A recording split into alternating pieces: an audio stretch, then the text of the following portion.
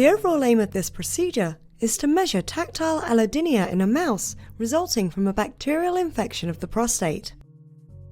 This is accomplished by first preparing a bacterial suspension for installation into a male mouse that is placed under anesthesia. The second step is to gently extrude the penis of the mouse, followed by intraurethral catheterization. Next, bacteria are instilled and initiate an ascending infection of the mouse prostate. The final step is measurement of tactile allodynia following infection. Ultimately, increased response frequency to von Frey fibers applied to the pelvic area is used to show enhanced tactile allodynia of the pelvic region in response to bacterial prostatitis.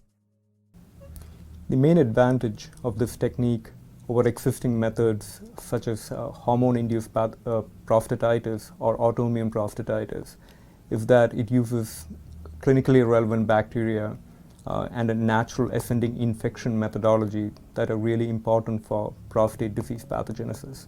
Generally, individuals that are new to this method will struggle because of an inability to consistently register positive responses to von Frey fiber stimulation.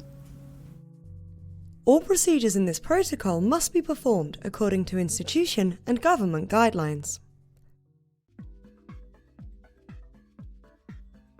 Testing for referred hyperalgesia and tactile allodynia is performed at a fixed time of day using standard methodology with a single experimenter testing all of the animals.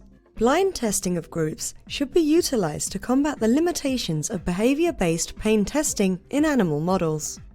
To obtain a baseline measurement for all animals in the experiment, first acclimate 5 to 7 week old male mice to the testing room